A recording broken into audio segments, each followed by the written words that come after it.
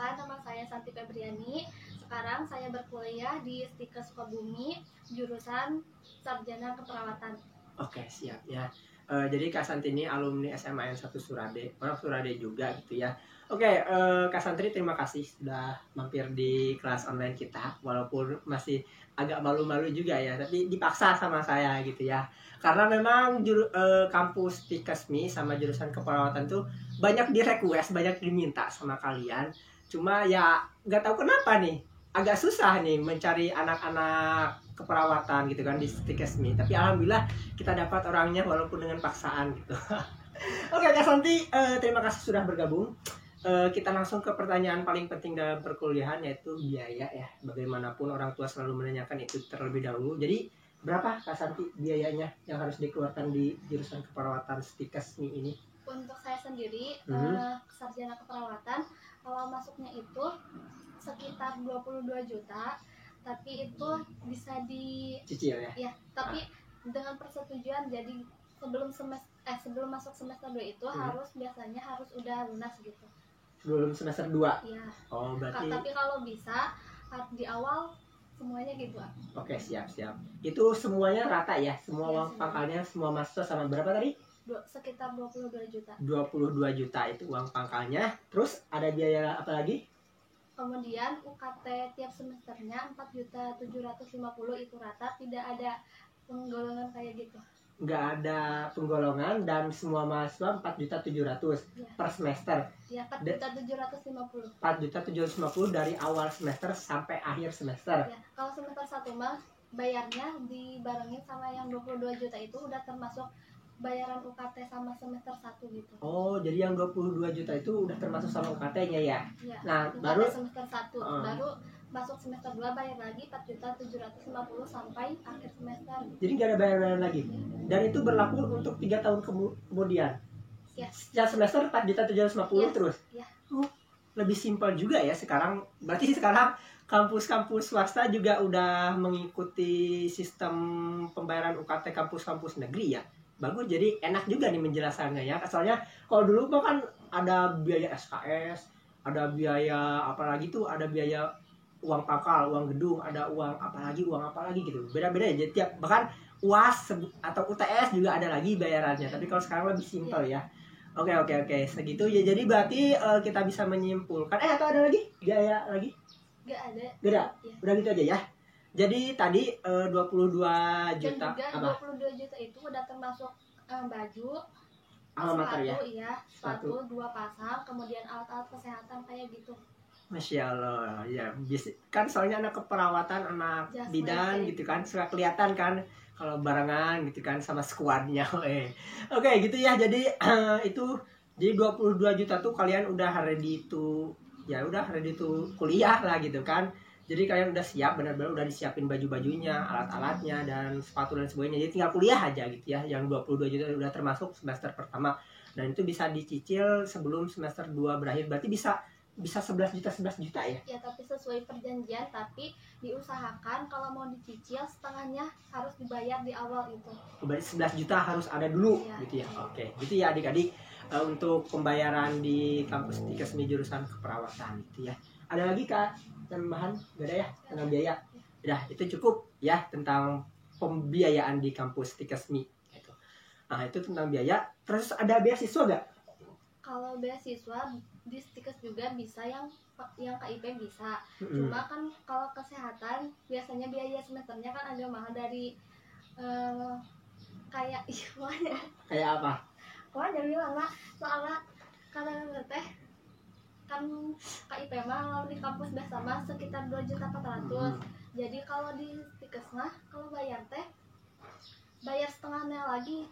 Dan di KIP mah cuma 2.400.000, berarti sisanya bayar sendiri. Oh iya. Jadi kalau misalnya kalian punya KIPK ya, kalau kuliah tuh KIPK. Kalau KIP buat anak SMA kan KIPK yang senilai 2.400.000. Nah sedangkan di ini kan di 4.700.000. Nah jadi kalian bayar setengahnya lagi, berarti 2.300.000 ya. Jadi KIP ya, pakai KIPK dibayar 2.400.000. Nah karena masih kurang buat bayar kuliah secara fullnya yang tadi 4.300.000 berapa? 4.700.000 ya. Jadi kalian harus bayar lagi tambahan 2.300.000 buat nambahin buat nombokinnya gitu ya, biar kalian tetap bisa bayar. Tapi ya alhamdulillah ada juga ternyata ya bidik misi atau KIPK di kampus swasta di Sukabumi gitu ya. Apa lagi gimana? Kemudian ada juga bantuan UKT dari, kalau nggak salah, dari LLDT, dan itu juga sebesar 2.400.000. Jadi kalau kita mendapatkan, kan kemarin pendaftarannya, kalau kita mendapatkan bantuan UKT tersebut, nanti sisanya kita bayar sendiri.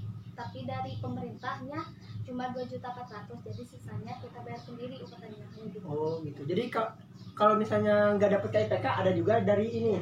Kalau dua-duanya bisa nggak? Enggak ya, harus salah satu ya.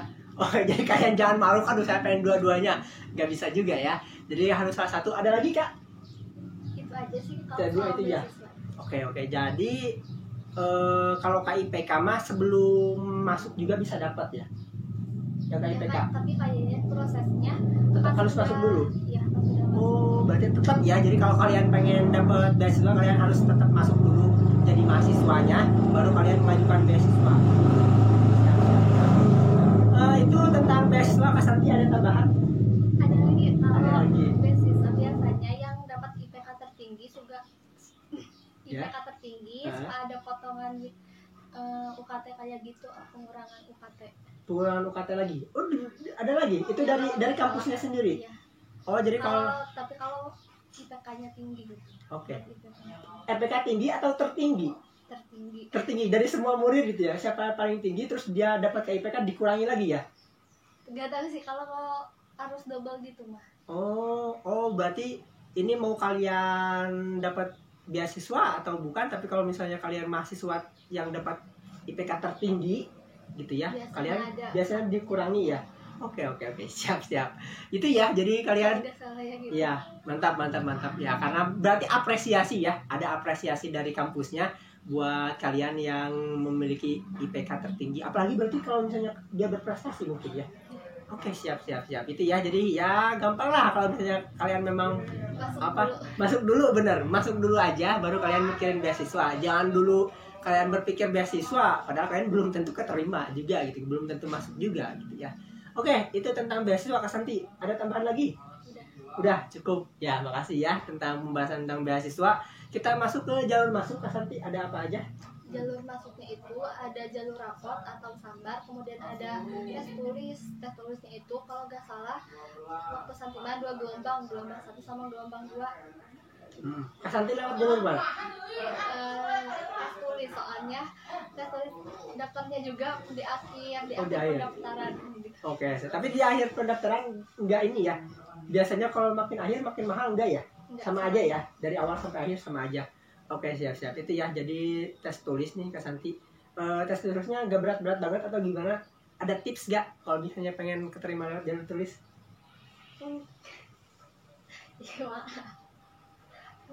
Ya, ada saran kalau misalnya kalian pengen keterima lewat jalur tulis gitu. Kalau Santi keterima lewat jalur tulis nih, ya berarti kan ngisi soal kan. Ada saran gimana kalau biar keterima, biar dapat di kampus ini gitu, jurusan ini? Mungkin kan pas itu udah pandemi ya, jadi belajar di rumah aja, mungkin kayak tes yang SBM, tapi mungkin gak terlalu sulit, cuma kayak gitu dong. Mungkin belajar kayak tes yang SBM kayak gitu. Oke. Berarti kurang lebih kayak tes SBM ya, SBMPTN gitu ya adik-adik. Nah ya, kalau misalnya kalian pengen masuk ke Stikesmi ini, saya rasa banyak juga kan kakak-kakak kelas kalian yang pengen ditanya-tanya. Ya silahkan kalian bertanya-tanya sama kakak-kakak kelas kalian. Cuma lebih disarankan berarti tetap ya sama aja Kak Santi. Kalau misalnya pengen lebih enteng atau biar gak ribet kalian di akhir, ya kalian mengikuti jalur-jalur awal ya Kak Santi ya. Jadi kalau alhamdulillahnya Kak Santi keterima. Kalau misalnya Kak Santi gak keterima di Stikesmi, nah mau menunggu tahun depan berarti ya, kan gak ada lagi pendaftaran ya Kak Santi. Ada gelombang 2 sih. Ada lagi. Ada yang gak lulus di gelombang 1, daftar lagi di gelombang 2. Oh, ada lagi ya. Tapi gelombang 2 udah terakhir banget. Ya. Oke, siap. Jadi kalau kalian berarti bagus ya. Dikira teh ketika kalian gak keterima di gelombang 1 gak bisa gelombang 2 karena sama aja, tapi enggak ya. Kalau gak terima di gelombang 1 kalian bisa di gelombang 2, silahkan daftar gitu. Oke, Kak Santi itu jalur masuk. Terus kita masuk ke alasan memilih jurusan. Kenapa Kak Santi ngambil jurusan ini? Alasan memilih jurusan karena saya ingin ikut berperan gitu di bidang kesehatan, dan juga ingin menyadarkan masyarakat bahwa kesehatan itu sangat penting, dan juga ingin membantu masyarakat. Kan ketika sakit itu pastinya kita ngerasain sendiri kalau sakit gak enak, jadi pengen membantu orang yang sakit kayak gitu, mungkin kayak gitu. Oke, siap. Jadi kayak tadi, apalagi mungkin ketika masa pandemi ini banyak tenaga medis ya, perawat, dokter, dan lain-lain sebagainya, banyak yang berguguran gitu ya. Alhamdulillah pastinya kita yang pengen jurusan kesehatan pasti rasa kemanusiaannya juga pengen tetap membantu gitu ya orang-orang yang, apalagi sekarang ya masa-masa sulit kayak gini buat tenaga kesehatan ya. Kita doakan semoga tetap sehat-sehat selalu, dan yang memang sudah berguguran semoga tetap diterima ya amal ibadahnya dan ditempatkan di sisi surga Allah Subhanahu wa taala gitu. Amin. Oke, gitu ya buat Kak Santi yang beralasan ingin gitu ya memajukan kesehatan di masyarakatnya. Dan kita masuk ke ini, rencana karir. Sebenarnya rencana karir di perawat tuh selain yang kita tahu jadi perawat di rumah sakit, di puskesmas dan klinik dan sebagainya, apa lagi sih Kak Santi? Bisa juga sebagai tenaga pendidik. Oh, bisa juga ya? Sebagai dosen. Oh, jadi lanjut. Ini D3 atau D4? S1. S1 ya? Oh, perawat S1 ya? Tapi ada gak sih yang D3? Enggak ada ya? Di keperawatan, di Stikes nih? Ada jurusan D3 keperawatan. Oh, tapi Kak Santi ini yang S1-nya? Iya. Oke. Jadi bisa tenaga pendidik juga, dosen ya? Terus apa lagi? Itu berarti harus S2 ya? Iya. Oke, siap. S2. Oke, buat kalian yang suka ngajar nih, buat yang suka ngajar biar menambah lagi gitu kan, nanti lanjut S2 2 tahun ya? Berapa? S2-nya? Iya, 2 tahun. 2 tahun gitu. Tapi S1 juga kalau udah lulus S1 ngambil profesi 1 tahun. Oh, profesi lagi ya? Profesi Nurse ya? Oh iya benar, nurse. Profesi lagi setahun. Berarti nambah kurang lebih 5 tahun ya Kak Santi? Iya, sama profesi. Oke, siap. Itu sama profesi. Apalagi Kak Santi? Udah itu aja, tapi kalau di Stikes itu ada 4 jurusan, D3 kebidanan, D3 keperawatan, sarjana keperawatan, sama profesi nurse. Profesi nurse. Ya, pertanyaan selanjutnya tentang ini Kak Santi. Selama kuliahnya belajar apa aja? Kan sekarang masih belum masuk semester 3 ya, belum masuk tingkat 2, soalnya lagi dosennya rapat-rapat dulu gitu, perbaikan nilai. Kalau semester 1 itu mata kuliahnya ada PAI, Pancasila, Kewarganegaraan kayak gitu. Kemudian mungkin ada komunikasi dalam keperawatan. Ya. Kemudian konsep dasar keperawatan kayak gitu. Terus juga ada literatur keperawatan, dan juga mungkin itu kayak dasarnya. Oke, siap. Terus kemudian pas semester 2 mulai ke kayak anatomi fisiologi kayak gitu, ada IDK 1, IDK 2 yang ngebahas misalkan sistem perkemihan, sistem kardiovaskuler, sistem integumen, dan banyak lagi. Kemudian ada keperawatan dasar 1 yang ngebahas kebutuhan dasar manusia kayak gitu. Kemudian di KDK 2 itu lebih ngebahas ke, kalau di semester 2 sekarang lebih ngebahas ke proses asuhan keperawatannya gitu. Ya kayak gitu. Gitu. Kalau semester 3 tingkat 3 dan tingkat 4 apa tuh? Udah tahu belum gambarannya? Ada mata kuliah maternitas kayak gitu, keperawatan jiwa, keperawatan anak, keperawatan gawat darurat kalau gak salah. Masya Allah, berarti kompleks juga ya. ya kalau yang kelihatan di rumah sakit gitu, kalau misalnya kalian berkunjung ke rumah sakit atau ke puskesmas, perawat tuh kayak gitu aja, padahal mah ternyata kompleks ya pembahasannya di sini di keperawatan. Oke. Soalnya kalau yang kelihatan tuh kayak ganti infus aja kan, terus ganti perban gitu kan, yang sederhana padahal ternyata anak yang ngurusin tentang anak juga, ngurusin tentang jiwa. Aduh, ada jiwa-jiwa yang terguncang. Oke, siap. Oke, psikolognya juga berarti ya? Psikisnya juga ya, dipelajari juga?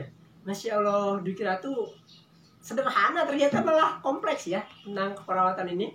Oke, itu ya tentang jurusan ini yang dipelajarinya apa aja itu. Nah, kita masuk ke sesi akhir ya, Kak Santi. Kak Santi mau menyampaikan apa ke adik-adik? Bebas silahkan. Kita ingin melanjutkan ke perguruan tinggi, lebih dipersiapkan dari sekarang Mhm. agar nantinya kita itu tidak bingung gitu harus milih jurusan apa, dan agar nantinya kita tidak menyalahkan seperti kita itu masuk ke jurusan ini itu kayak salah gitu. Saya jadi kecemplung ya. Iya, Oke, oke. kayak harus disiapkan dari sekarang.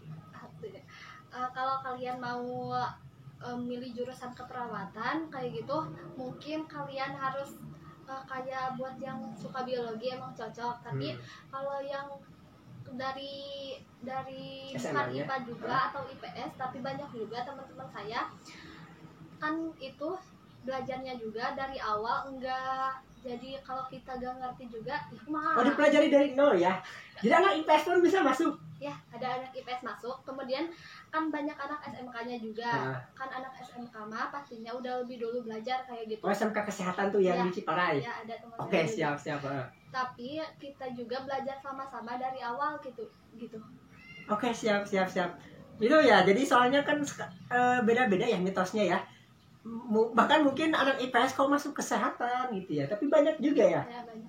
Oke. Cuma berarti kalau anak SMK gitu ya. Kalau anak SMK yang awalnya SMK kesehatan, berarti dia masih bisa santai-santai lah, leha-leha. Berarti dia udah tahu kan dasarnya dari awal.